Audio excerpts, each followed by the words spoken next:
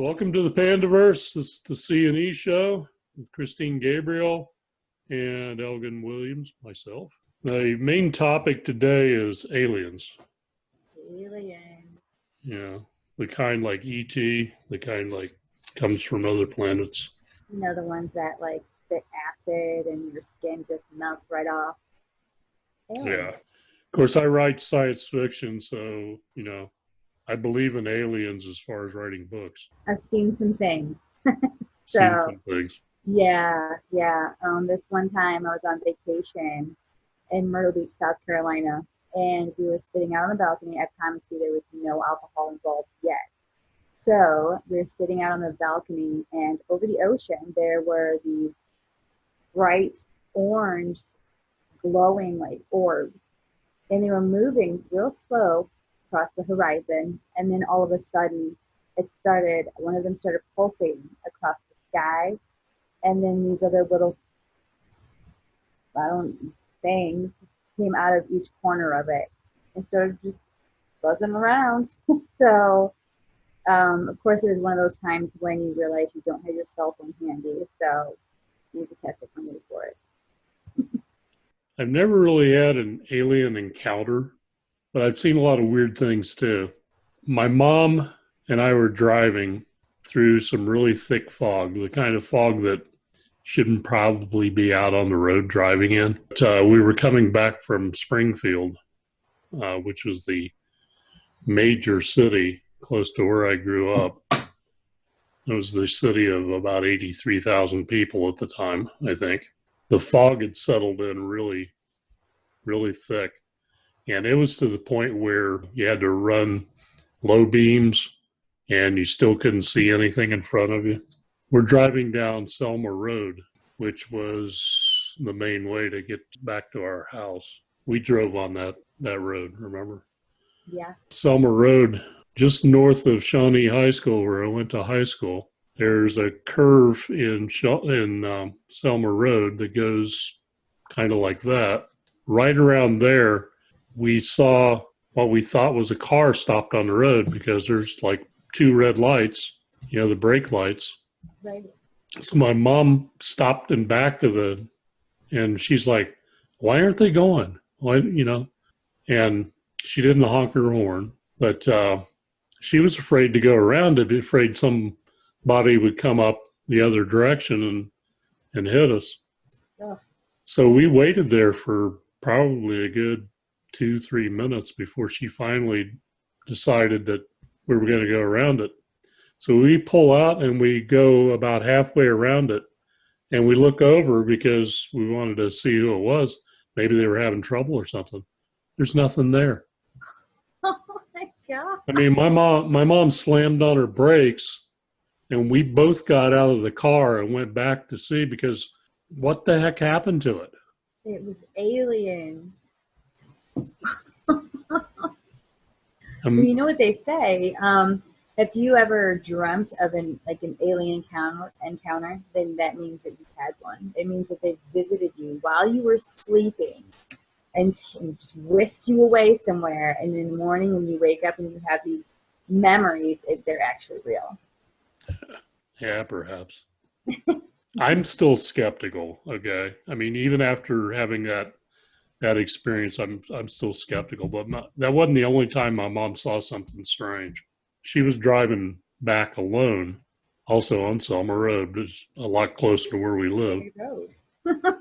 Yeah, stay away from Selma Road. Anybody who lives around Springfield, stay away from Selma Road.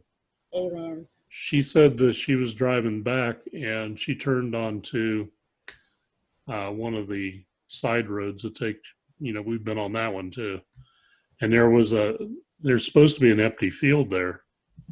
And when she turned with her headlights, there was something sitting in the field. And she stopped and looked at it. And she said it was something that looked like a giant cigar sitting in the field. And she stopped and looked at it. And then while she's looking at it, it just disappeared.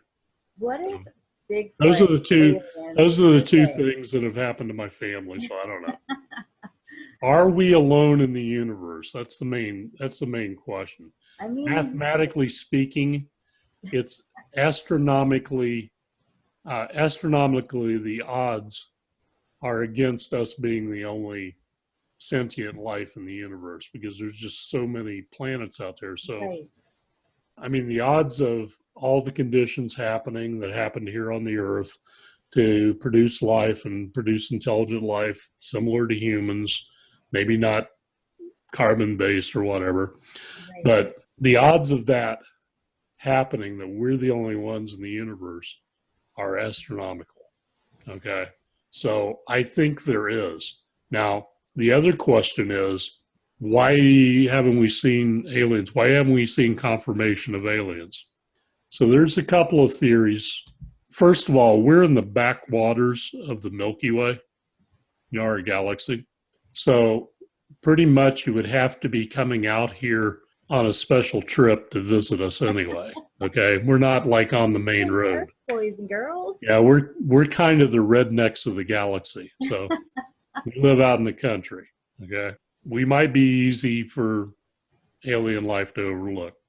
We might be cosmically, socially excluded from the club because we're a violent species, or because we're backward and we're primitive, or kind of like the Vulcan thing with Star Trek, that we haven't developed the right level of technology to be welcomed into the club as kind of even a temporary member. Okay, and then there's another theory that the aliens are already here and they're walking among us, kind of like Men in Black.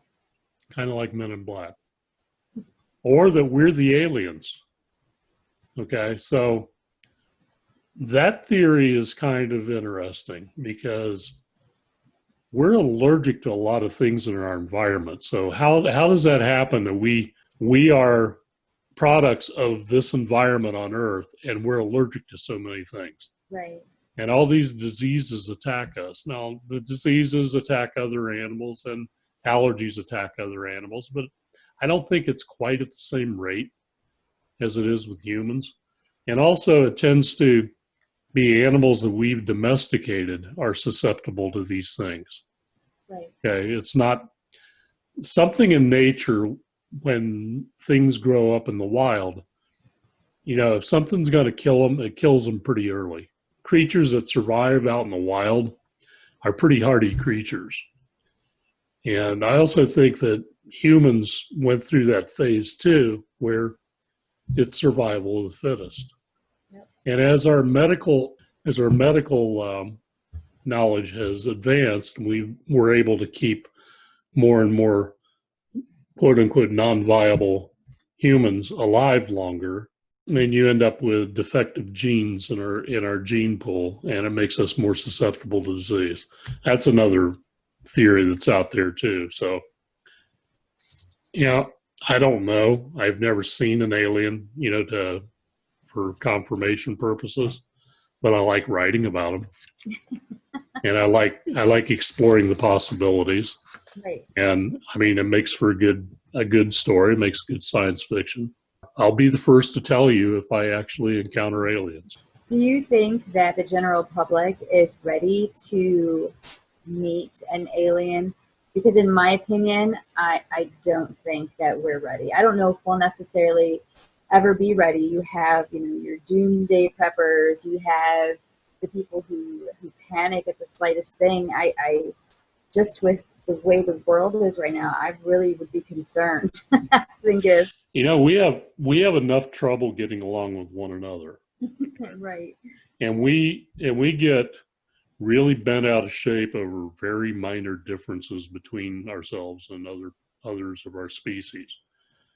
Skin color, whether somebody has red hair or brown hair, somebody has blue eyes or brown eyes, somebody speaks a different language, somebody physically has the attributes of another race. We don't get along with one another. So what are the odds that we're going to get along with a species from another planet? Right. Okay. So that may be a reason why they're not contacting us. They're waiting for us to grow up and act like adults. I agree. I absolutely agree.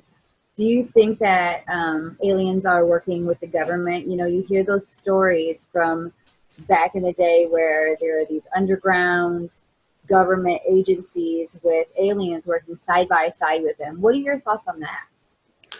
I wouldn't put it past the government. Okay. I worked with people in the intelligence community when I was in the Air Force. I wouldn't put it past those people that I worked with keeping secrets, or people that are like the people that I worked with keeping those types of secrets.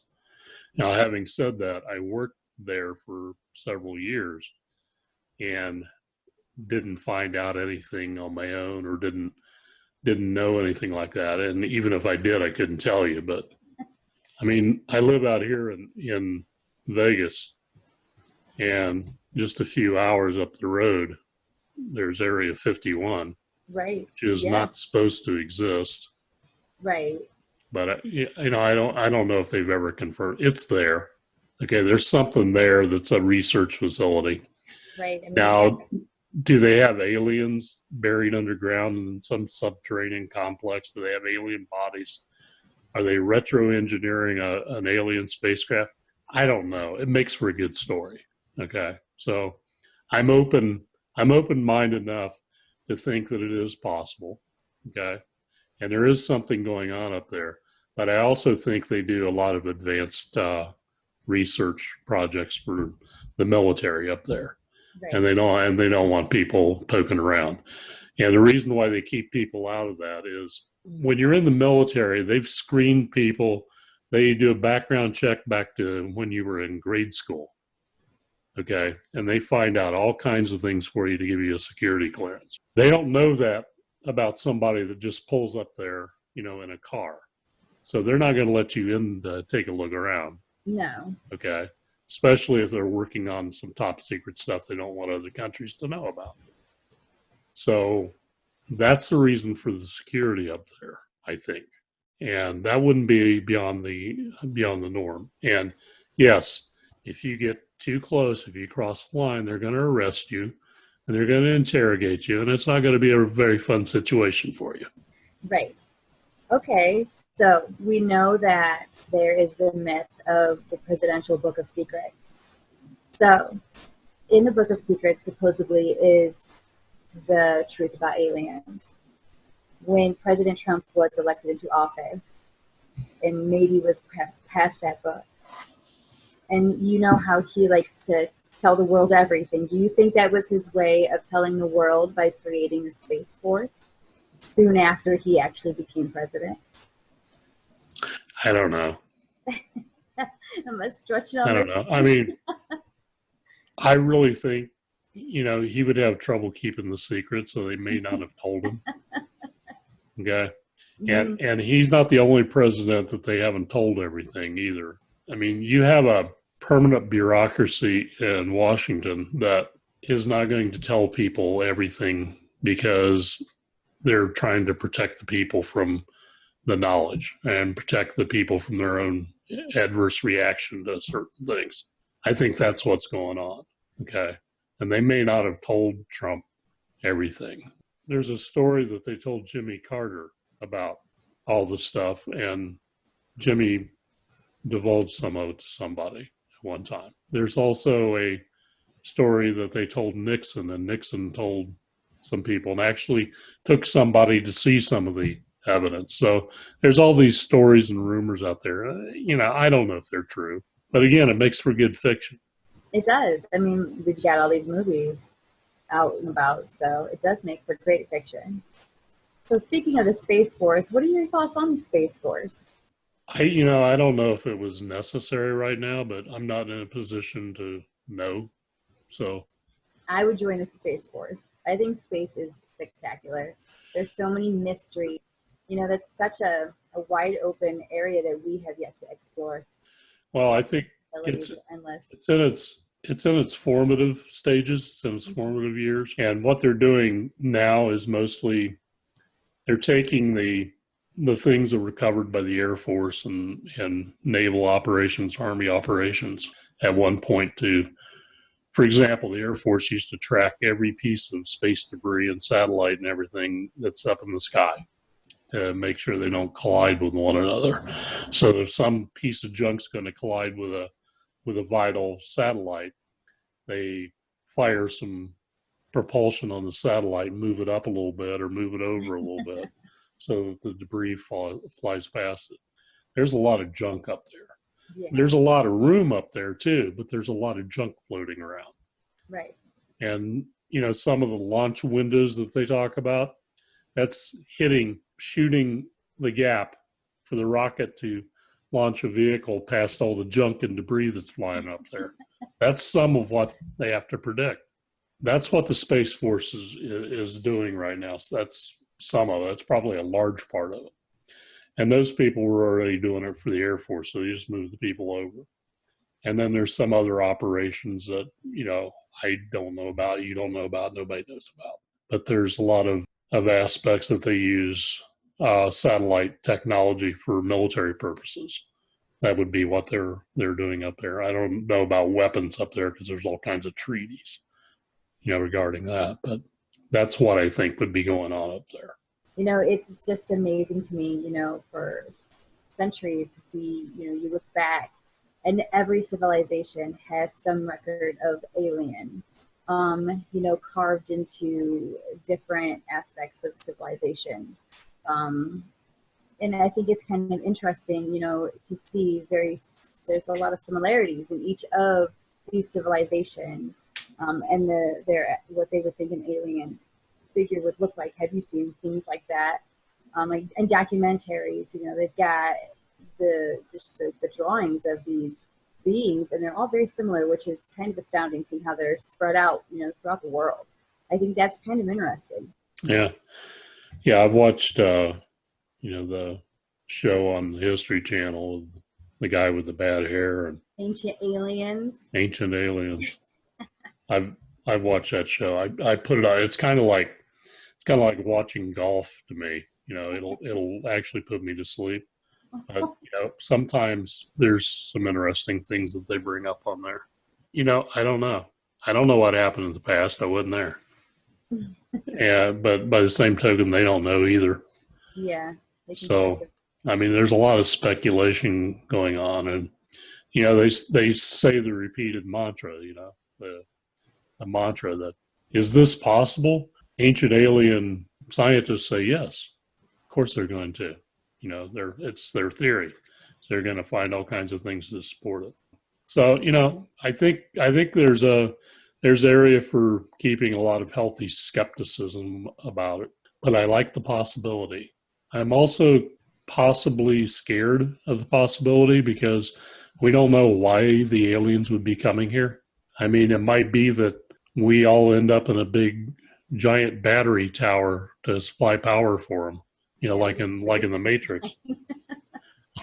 Although in the Matrix storyline, we developed the technology that took over the world. But, what if the aliens do that? And then there's the book that Brian Cohn wrote for Pandaverse Publishing, The Last Detective, which is a detective story set in a future where the aliens have invaded the Earth. And that seemed pretty plausible to me. If a hostile race invaded the Earth and they were so advanced, and we would have no chance of protecting ourselves. Right. I think that's one of the most terrifying thoughts. You look at films such as War of the Worlds, and you just see this giant thing with grabbing humans, fucking them up, and obviously blood spurt out. I'm good on that. Whole thing. If I saw something like that big coming at me, I have to be out. I ain't got to hang around. No, not at all. Not at all. It's kind of amazing, and then you have, the pyramids. They say, pyramids were, there's that speculation there too, that it was not built by humans because of how perfect they are and what it would have taken to build them. Who knows? Who knows? Kind of like Stargate. Yeah. Again, it makes a good story. It does. It makes a great story. You know what I think? I think that for everybody who's watching this, if you have your own personal extraterrestrial story, a photo, anything, send it in to us. That way we can talk about it, maybe make Elgon a little less skeptical. Yeah. Leave a Yeah. comment. Let us know. Like I said, I've seen some things growing up in a small country village. When you're out in the fields, it's hard to ignore some of the lights you see in the sky, especially when they're fast and they just dart across the sky. Nothing that we know of can do those things. When I was growing up, I'm out in the middle of the country in Ohio. And I have to tell you that you get away from civilization. I lived 2 or 3 miles from nowhere, when I was real little. I actually moved closer to the town around when I was 10 years old. But where we lived in Ohio, my sisters and I used to lay on our backs on the sidewalk, in front of our house and look up at the stars. And you could see the Milky Way, and because there's no ambient light around. You turn off all the lights in the house and you go outside and you look up and you just see this plethora of stars everywhere. And you see the bands of the Milky Way. And it's an impressive thing.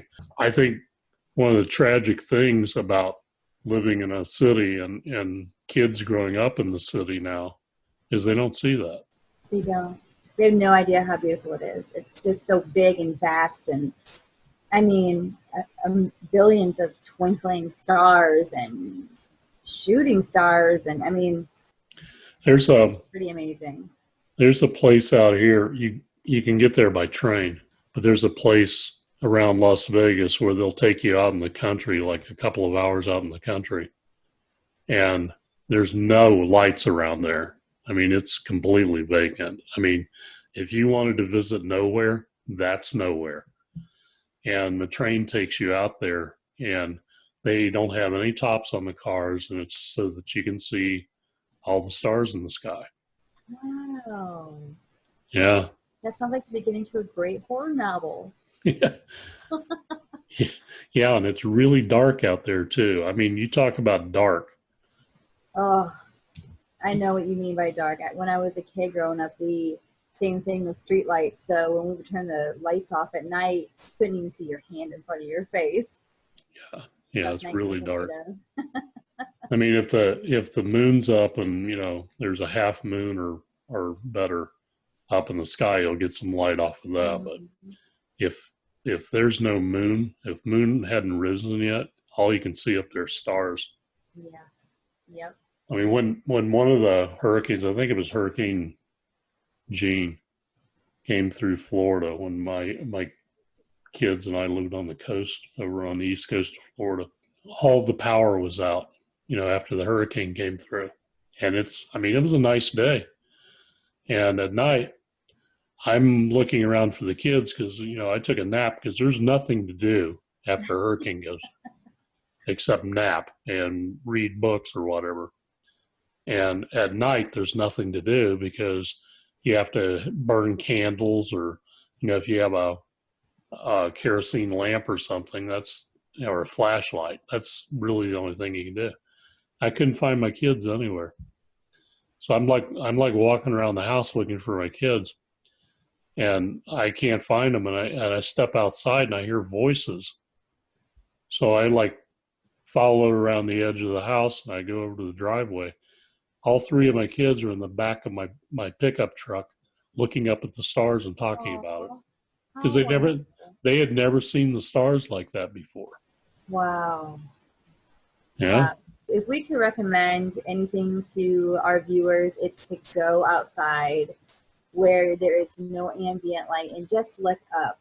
Just take, a half hour and just enjoy the beauty that is the sky.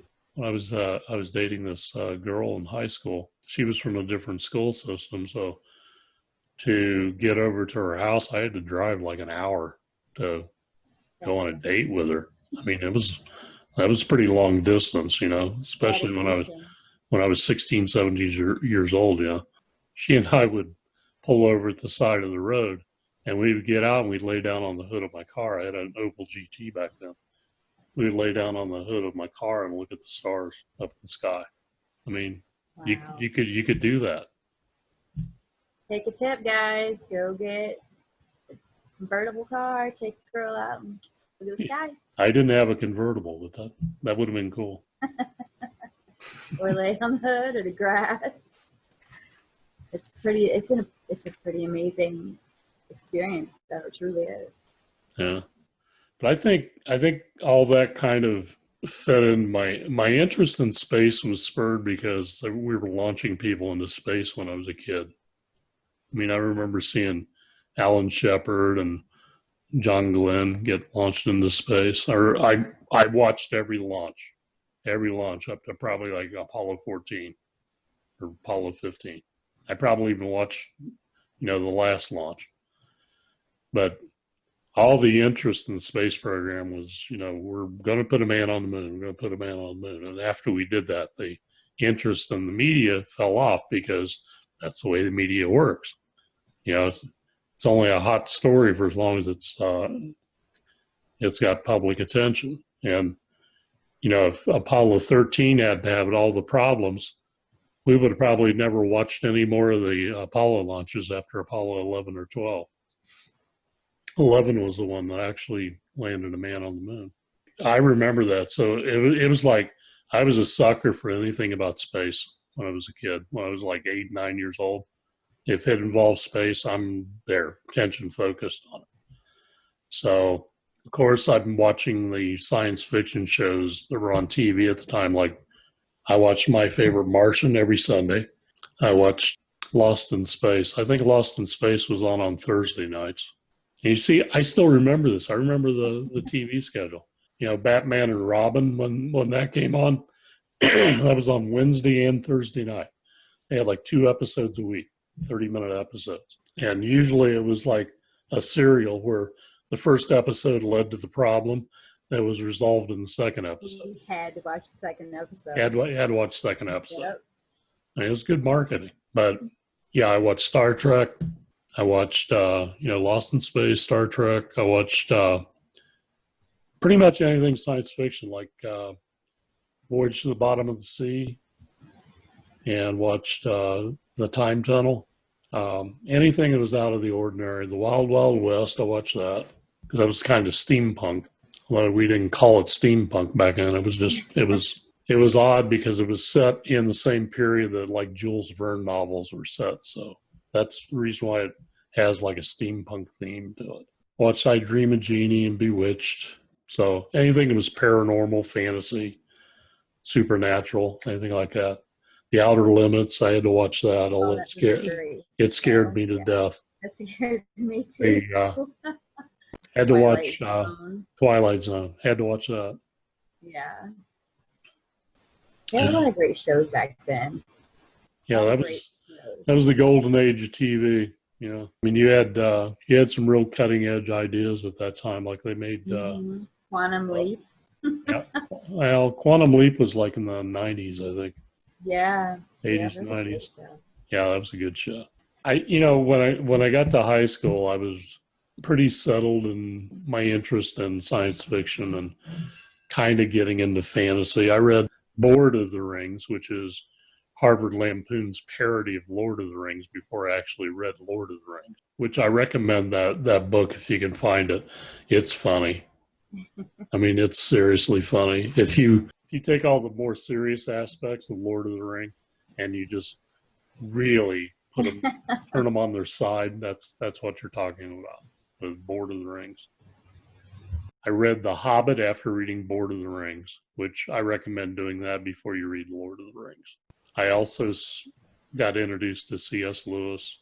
Later on, when I was in college, somebody told me I needed to read Stephen Donaldson, the White Gold Wielder series. But the science fiction stuff really took off when I was in college, because when I was a freshman, one of the computer classes I had required us to read Player Piano by Kurt Vonnegut Jr., which is, I believe that's his first novel. I was pretty much hooked on Vonnegut after that. I had to read everything that he wrote. And Vonnegut has a very warped sense of humor. From that, I got interested in Douglas Adams' Hitchhiker's Guide to the Galaxy. Yeah. So I read like that whole thing. That was hilarious. But I took a science fiction literature class, science fiction and fantasy literature class when I was in college as one of my electives, and got introduced to the thing, Dune and Left-Handed Darkness by Ursula K. Le Guin. Dune was fabulous. Yeah. And Titan and Babel 17 by Samuel R. Delany. If you want to read really good quality science fiction, Samuel R. Delany's your author. That's the one this is all kind of classic old school science fiction stuff.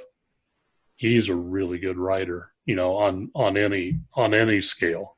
Frank Herbert, the Dune trilogy. You got Asimov's The Foundation, the Martian Chronicles, Bradbury's Martian Chronicles, all that stuff. I mean, those are must reads if you like science fiction. Mm-hmm. What movie was it where was it a spaceship that landed and then people, if they walked out in the area, they could get sucked down into the ship? You know what movie I'm talking about? It's an older movie. I used to watch it when I was a kid, and they had it like roped off because people were like disappearing into inside of this ship, and they're like these bad aliens. You know what I'm talking about? It doesn't ring a bell. Viewers, if you know what I'm talking about, let me know. It's a great movie. It scared me. Crazy scared me when I was a kid. I watched the movie Alien.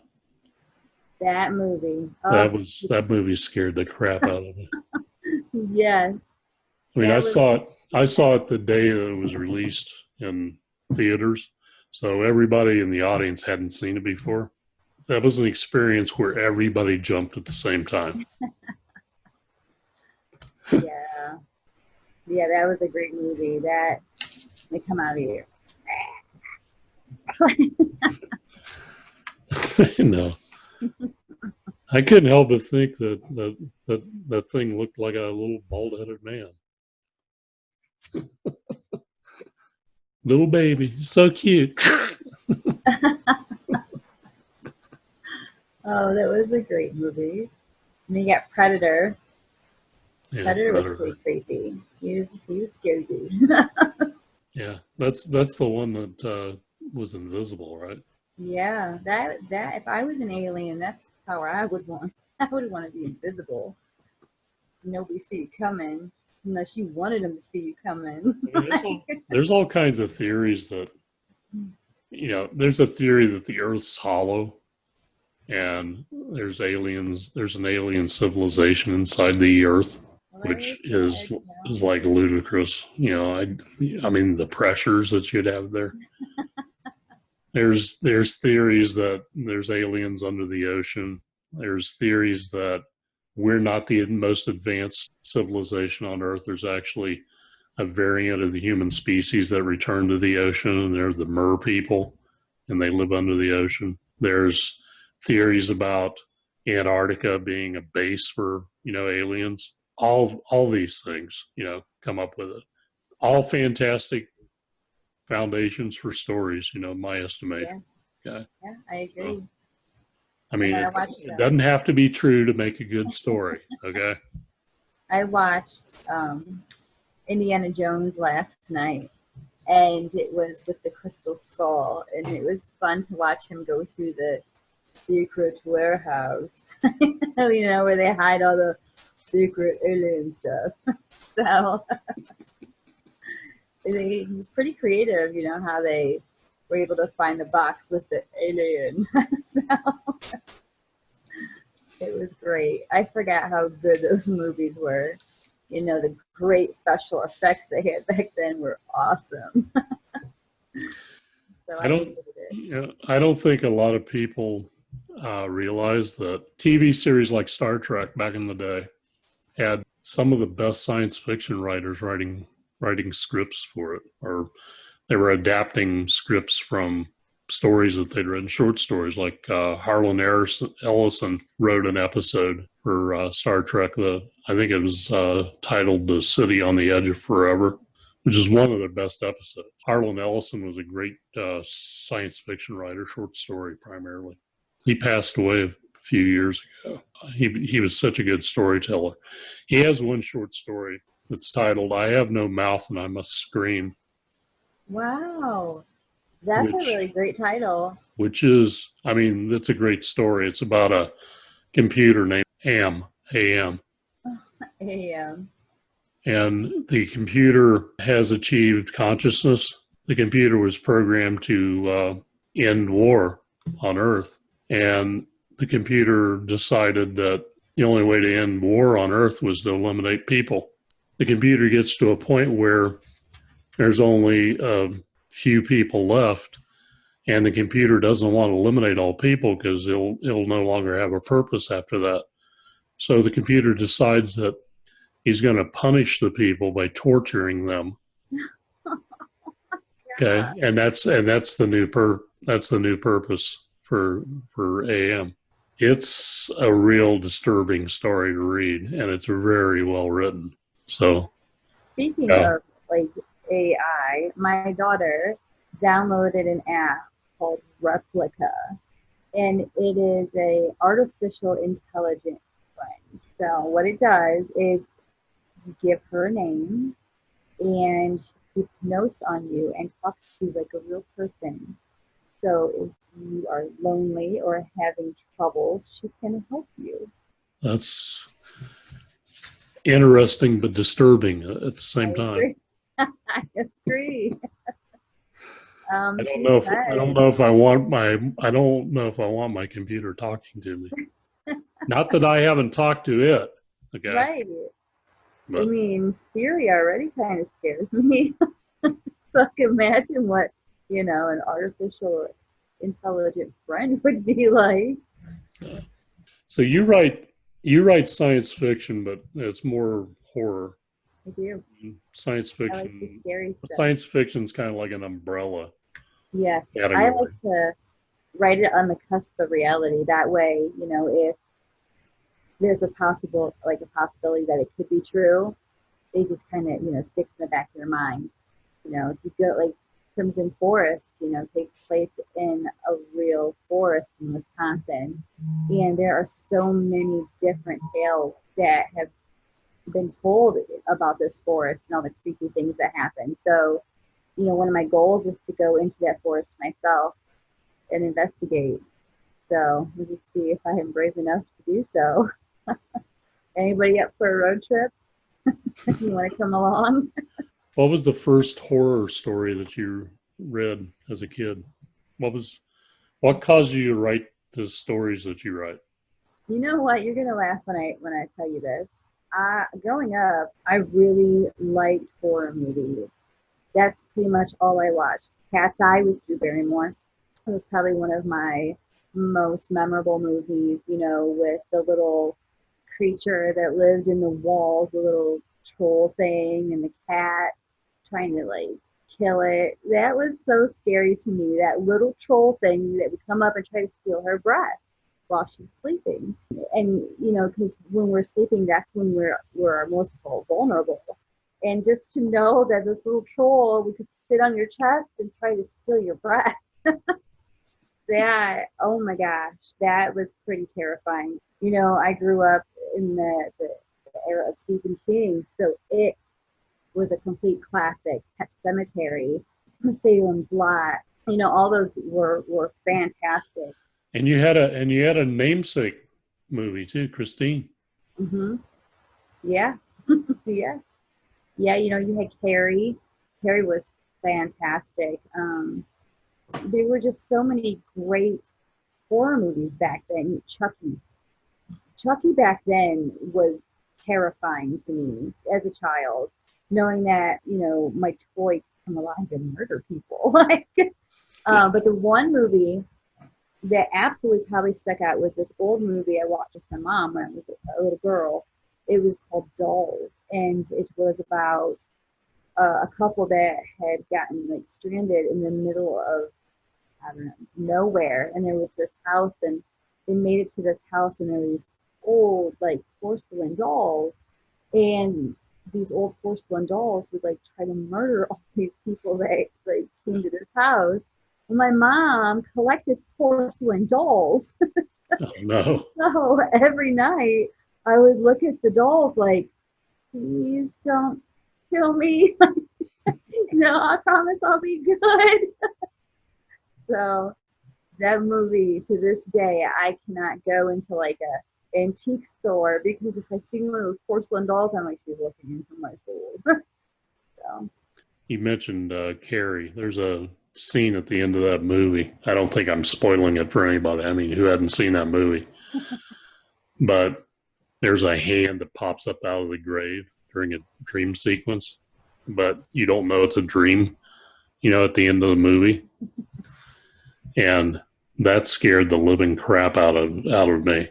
Plus, I took my little sister sorority, fraternity sorority wise when I was in college. I took her to see the movie because she liked watching scary movies. And she's sitting next to me, and she dug her fingernails into my arm to the point where it drew blood at that scene. So I probably still got scars there, from that. But yeah, I was a huge, I mean, Poltergeist. yeah, Poltergeist is a good movie. The second movie with the older gentleman who sang "God is in Holy Temple." Man, if someone came knocking at my door, and I'd be like, Christ compels you. Like, no, you may not pass. Get The Exorcist. Yes. Oh my gosh, that was so terrifying. Ooh. One of my worst fears is ridiculous. I'm terrified of worms, because when I was younger, I watched a movie with a babysitter of mine, and it was called Swarm. And it's about these fishermen. They're out on a pond, and there's like a freak storm, and lightning hits a pole, and it goes in the water, and it like does this crazy thing to these worms. And so the worms like go like in your body, and they're crawling in and out of you. I'm good. That ruined me for life. For life. So now we know where your books come from. Yeah. So all those influences that warped your mind. Yeah. Yes. Well, and like I said, if we've talked about some great things today. So if you have any stories, any pictures, videos, please share them with us. We would love to see them. Yeah. We may even pick one out and give a prize. Who knows? Speaking of prizes, we have a winner from last week. Yay! Yay! So we had a winner. We wanted to know your scariest paranormal encounter. So Sarika Stelberg says, over the years, me and my husband have had many various encounters with the paranormal in all shapes and sizes. Floating objects, demons that push the dark corners of the rooms around, in shadows that cry out in pain as they pass. Due to my husband's religious views, these encounters can be a daily occurrence. Spirits, shadow people, poltergeists, and demons that physically hold a screaming child down at night. We have such a wealth of stories under the broad category of scary that it doesn't justify them to drop it all here. Astral travel can be risky. Seances can be risky. Rituals can get messy. Demons can be unleashed and unhinged. When Wiccans, pagans, Luciferians, and agnostics dwell side by side, it is all a possibility. So, congratulations, you win. Yeah, and we're not going to mess with you. So. No.